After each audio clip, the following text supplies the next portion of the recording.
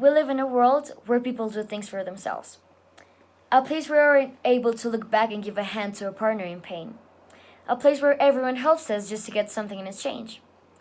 A place where we can trust acts of honesty, solidarity, tolerance, compassion. A place where we don't care about each other. Where we have to hide from someone just because they don't like how we are. A place where fear prevails. A place where we kill just because we don't agree. Where we still think women can be strong and men can feel or cry. Where we label everyone we see because we consider it funny. Where we live calmly knowing that there are children dying on the streets. Is this what kids are supposed to think about the world they live in? Is this okay? Because I'm still a girl. I'm still supposed to be innocent. But me and many children were raised watching or living the sorrow of poverty, hunger, and inequality. We had seen the cruelty and violence and the lack of respect. All of us here had seen at least once a lonely mother walking between cars, a young boy selling bags, an old man asking for money. They are people like us.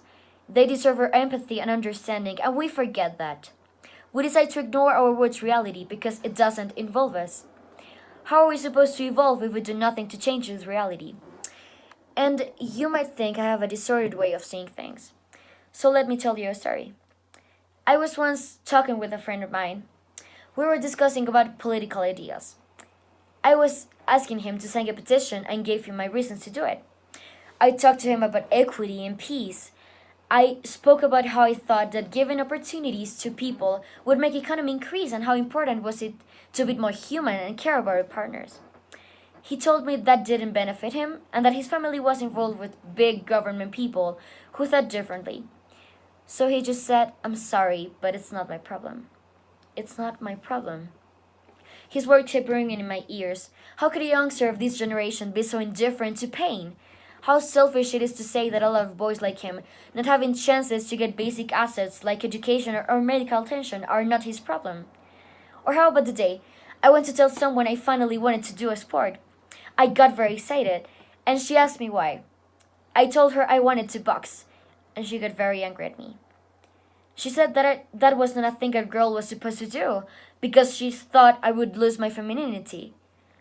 She, being a woman, disqualified completely our gender, saying that a girl can box.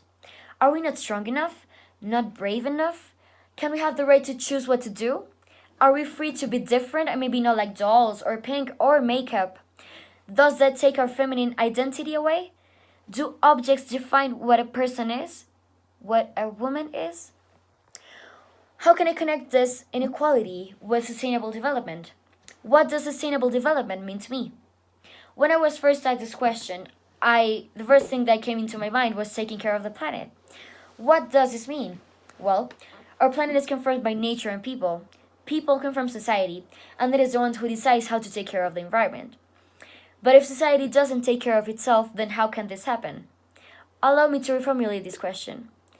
How can you heal something if you are not sane yourself? How can we think in a future if our present is so uncertain? How can we think about coming generations if our generations are dying? How can we talk about sustainability if we don't have humanity? This is what brings me to defend and talk about what is the most important thing to me: healing society. Healing society. I thought about this night and day and looked for words inside my head to try to express what I truly feel. Healing is starting over. Healing is forgiving but never forgetting. Healing is being able to recognize mistakes and not committing them again. It's understanding and loving the ones who's beside us. It's being tolerant and learning to accept differences. Being participative and active, knowing that what people suffer and trying to find a way to rehabilitate them, including every single human being, respecting our rights, getting to agreements, conciliating, listening, knowing that the other is just as valuable as us, and their opinion is just as important, encouraging others to raise their voice, raising our voices, making them be heard, caring and hurting, feeling others' pain and helping to cure it, gathering without judging and knowing that we have more power than what we imagine, and we can all make a change, united, together. How can we think about sustainability if we don't have humanity?